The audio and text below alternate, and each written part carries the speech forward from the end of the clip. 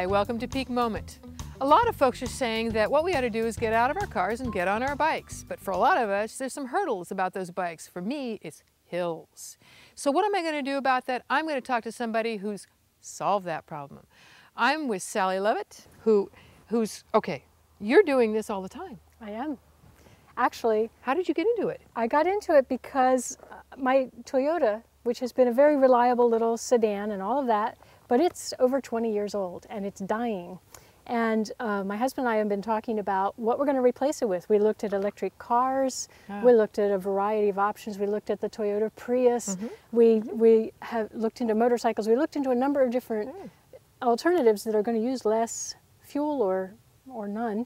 And I've been bicycling ever since a teenager.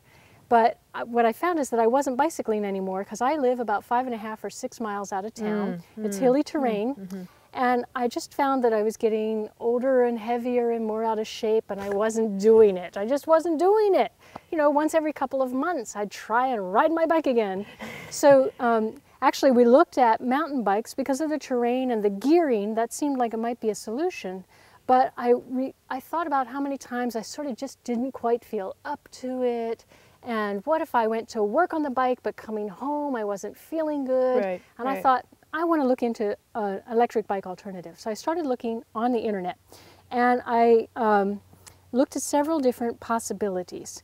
This one I purchased from a shop in Seattle. I'm very lucky because I was able to go over and try it out. This guy is committed to commuters bicycling, and to that end, he offers electric pedal assist bicycles, and he has a whole range of them there for people to try out. So I had looked into it and I decided I wanted to try one of these. Went over there, got on the hills in Seattle. Okay, all right. Figured out how it felt, decided it was for me. What this bike is, this one is a Giant, and it's called a Suede E, but Giant makes several different ones. So that's the brand. That's the brand Giant. name. All right. And the Suede E is this particular version. Okay. But the guy that sold it to me said that it's made in China. In China, they use these bicycles for commuting all the time. This is a pedal assist bicycle. And what that means is that it's a bicycle. I have to pedal it. It's not a scooter. Okay. Okay. So what that means is that while on a flat area, perhaps the electric motor could carry me a short ways, it really isn't meant to do that. The electric motor is meant to kick in with the pedals to get up the hills or against a headwind or anywhere where it's harder to pedal. Okay. So, I mean, that's how I use it. You could have it on and pedal anywhere and everywhere, but the point with this for me, the reason I chose it is because I still wanted to get the exercise. Yeah. I didn't want to give up bicycling. I didn't want to, you know, I looked at the scooters. I decided against a scooter. A scooter weighed 175 pounds, and I thought, if the battery died, then what? I've got a hunk of metal sitting beside the road, and I'm walking. So you can bike this how much does this weigh? This weighs 56 pounds. Okay. The battery is 12 of it. Without the battery, it's 44. However, it has 7 gears. On my 10-speed, I only ever use 7 gears anyway. Right. So it has 7 gears, and what I've found is the gear range on this is wide enough that if my battery dies, I can still bicycle between here and work. With the hills? With the hills. Might be a little more chug, but you can do it. Or even if I have to get off and walk up a hill for a short distance. The thing is that I won't get stuck with this. Great. Even if I run out of power. Yes. Good. That's important to me. The other thing is that years ago, I was one of those people that went to a gym for a while, trying to get in shape. And found that just didn't suit my lifestyle, because for me, the way that I get exercise is to make it part of my errands, part of what I do. And I was wanting to commute back and forth to work. Like I say, it's 5.5, 6 miles one way. And so what I found is that when I got on this bike and started going back and forth, I go into town 4 or 5 times a week now with the bicycle, and hardly ever with the car. Once a week at the most with the car. And so it really made a difference, because what happens is going up the hills, so I turn the power on as I'm going up the hill, and it basically flattens out the hills for me. It's like the gym, when you're on the exercise bike at the gym. And you know, you just get into that rhythm, and even though you try and make it have more torque, it just doesn't feel like it's any harder. And that's what this is like. When I'm on it, with the power on going up a hill, it's not hard. It's still some exercise. Yes, I get a little yes, heavy breathing yes. in. Yeah, You yeah. know, but nothing like the strain that it was. I mean, it was hurting my knees, you know. So anybody that's had an injury, for example, that is recovering from that, it's a good solution for that. The other thing that's really cool about this, because it's, like I said, the guy says that in China, they use it as a commuter bicycle. So the tires are lined with Kevlar. Which is what? Kevlar is the stuff they make bulletproof vests out of. Oh my goodness. So what it means is you're much less likely to have a puncture. Oh yes, that's Which, important. I'll point it out because the motor here is in the front. And what that means is, because it's built in, you do not want to have to change a tire like that on the road. It's one thing with the 10-speed, Yes, you know, I was yes, prepared to do that, yes. but not with this. So they got bulletproof on the tires. This is Yes, cool. it's very cool. Right. So, I actually, what else did I want to point The out lighting. about this in particular? Talk about riding this thing at night. Okay, no, that's the other thing about it being a commuter, right? Because this is what I want to do. I want to commute. Well, the safety is an issue. Lighting is an issue. Weather. Weather is an issue. So I'm going to show you some of the things that I've done as solutions to that. This case here, I carry some emergency road kind of stuff in it. For example, there's extra batteries in here for the lights that I have on the bike. Okay. Okay. All right. Another thing that I found, I think some of the newer helmets have a little brim filled in, but mine, now this looks funky, but it's called the cheap version. So I put on my ball cap and then I put on my helmet. And you got a visor. I have a visor. Now the importance of that for me is sun, rain. All right. Right. The other thing that we did is this light. It's an LED light. It is an LED. What we did is went down to the local sports shop. They had it on a headband. Okay. And what we did is we got it, took it off the headband, and screwed it right onto the helmet. My. You glued it right on. Yeah, screwed it on. Yeah. Screwed it on. And I've had a lot of people comment cool. about that because it's an unusual innovation. Now, in Washington State, a headlight on your helmet does not constitute enough lighting. In Washington State, what you're actually required to do is have something on your handlebars. And you think about it, it makes sense. Sure, because sure. if you're on the bike, Then people see it coming. you need for them to see it, and if you're turned away, they won't see it if it's on your helmet, or you're looking down at your gears or whatever else. But that's why I do two lights, because if I need to look down, I need to look over to the side or something, I can do that. Now, what I do for a headlight then is that I end up doing two lights at once. This is a nifty little light. It's a very expensive one, but I wanted it lightweight and portable, and I couldn't get what I had before that died. And that's also an LED. It uses very little electricity. Okay.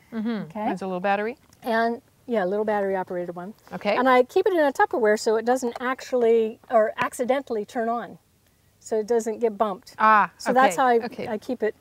And this is basically a bungee cord that we took a milk crate and attached it to the rack in the back by using those plastic ties. You know, the kind that you tighten. The long cable ties. Cable ties. So we attach it with cable ties, so it's very sturdy. It doesn't fall off. Yes, I see that. And then what I do is I have this backpack that I keep my stuff in. This is what I haul around with me. And so in the front pocket, I've got gloves for when the weather turns bad. I've got a flashlight if I need a flashlight. Again, it's a place I could keep extra batteries. Just some of those little extras, including, let's say it's wet, and I'm at work, right? And I don't want my seat to get wet. So this is basically a shower cap. I love it. Oh, that is fabulous. Now the first one I had, I don't know whether the wind took it off or whether somebody liked the idea and took it. So I got an uglier one. I figured maybe I'll keep it longer. So that's my rainproofing for this seat. Okay, we got the seat that's going to stay dry. Right. Now, here I've got a backpack in the back.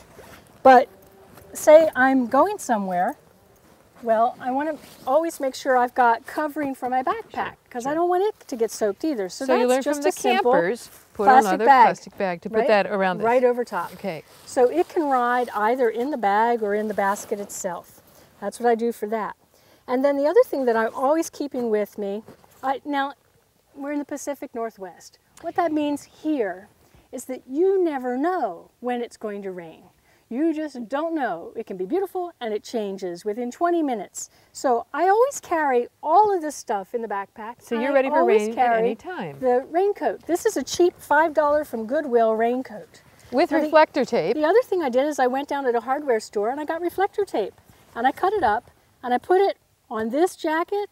I put it all around on this cart, or on on your basket, on the crate, milk crate, right. and I put it on the fender and front of the bicycle as well, because for my husband and I, visibility is really important, and so it's not just headlights, but there's also taillights. I got 2 of them on this bicycle. My husband wanted me to put more on, and I said, honey, I have a maximum amount of lights I'm going to turn on. I just have a limited tolerance for this. So let's. So we got 2 red lights. Alrighty. How do you turn it on? Where do you power it up? One.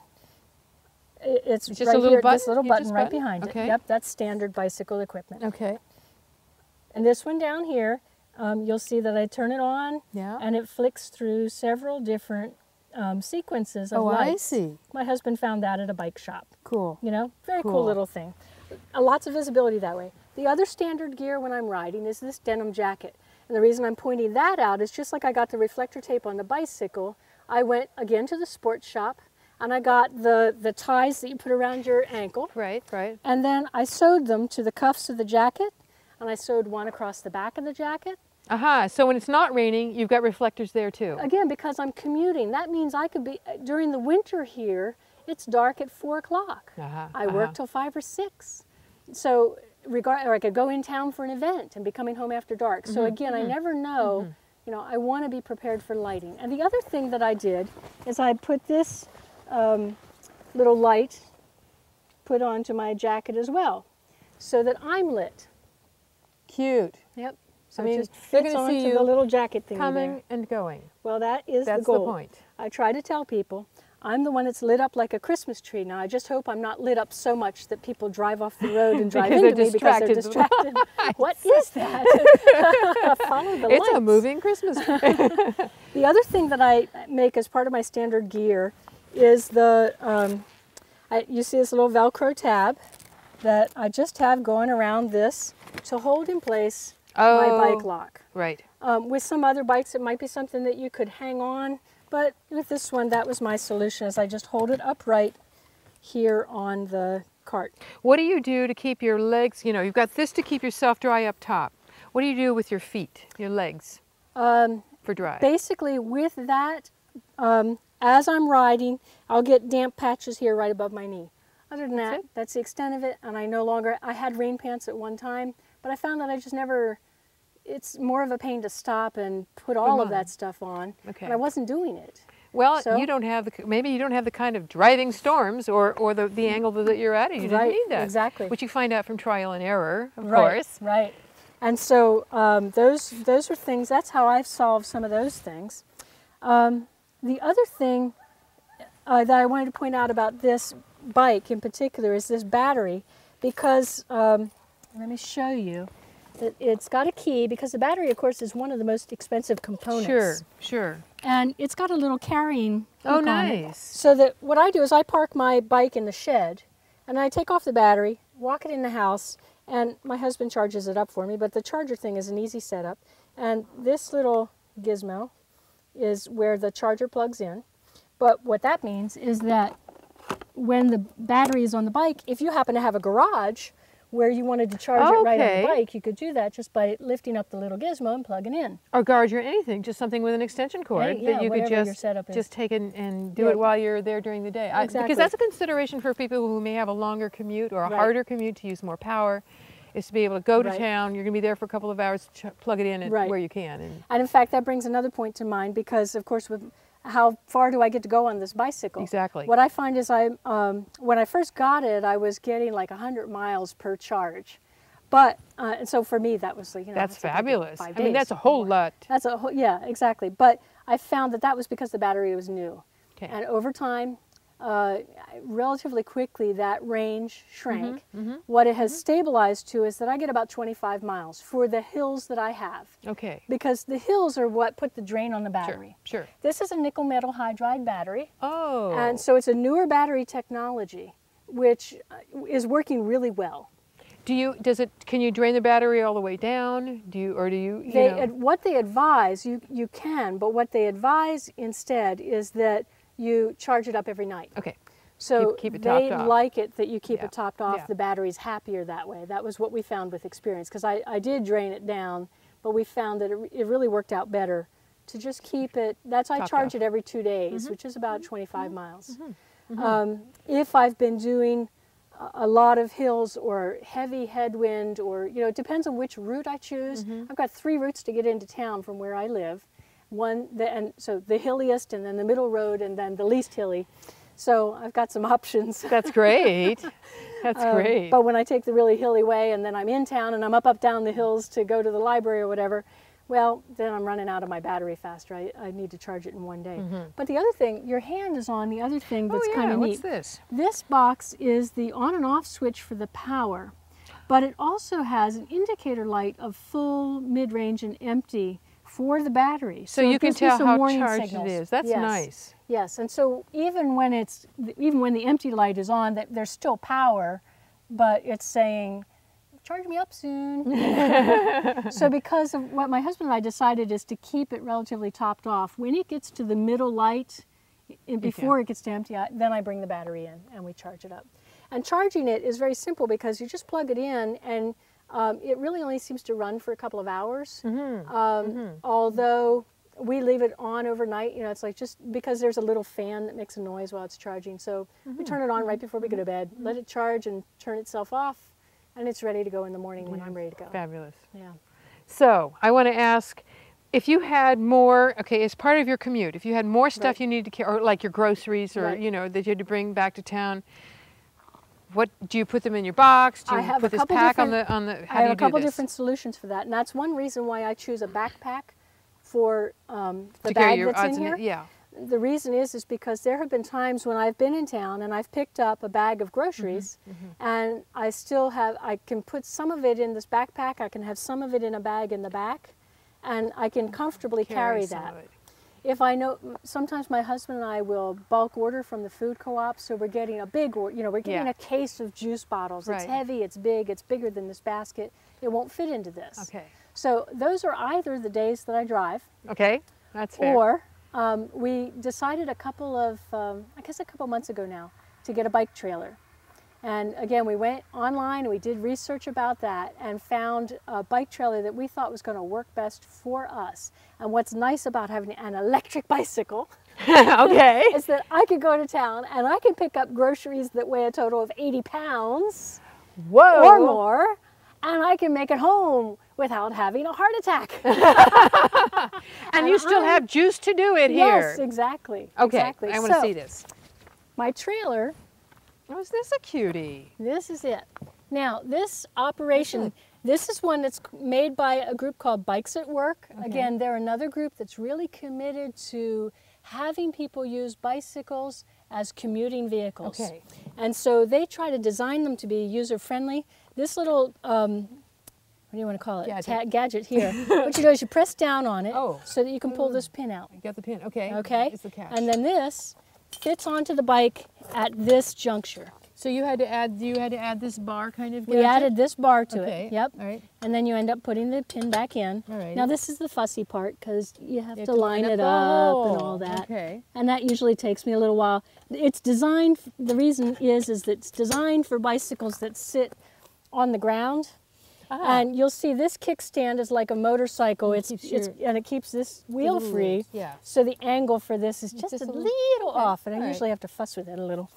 They're built to take these Rubbermaid or a similar brand tub, and the reason for that is because basically they said, look, why don't you? It's wet. Yes. I've got my groceries. Now I can go in the house and I can unload them there without them getting wet. Yes, yes. So it's easy, working with what's given. High volume. I mean, I can fit a case of juice and then another whole bag of groceries in it, or two bags of groceries. Bags full, top, really very full high. ones. Right. Yep. And you've got 2 of these things. The other thing that you should know about trailers like this is back here where the wheels are, that's where you want your heavier load to be. Yeah. So if I'm going and I'm getting heavy stuff, I'll put them in this one first. If there's any fluff left over, it would go in a front one. You can get the smaller Tupperwares, by the way. It doesn't have to be this. Sure. And then, of course, you want, you know, your straps to hold these on. Hold these on. Yeah, yeah. Basically, and we do ours front to back because it's the most stable way, right? Yeah, So sure. that's what we end up doing. You've got side rails on this thing. Yes. Well, you have front rails too, but yeah, Yeah. this is where it will tip if, Right. if you've got it. You got it. You got the picture. And then, of course, for So- safety, we have the little bike flag, too, because I want to make sure that we're visible. And more reflectors. And not only more reflectors, but also a turn-on light. Did that come with it? No. You added that on? Right. Good for you. Just like there's red reflector tape on this, which we added on. And I put the white reflector tape on the tubs. So what I all of this see- to really be able to do heavier loads, and I was looking ahead toward the day when fuel is not going to be affordable or available. And I thought I want to prepare for that.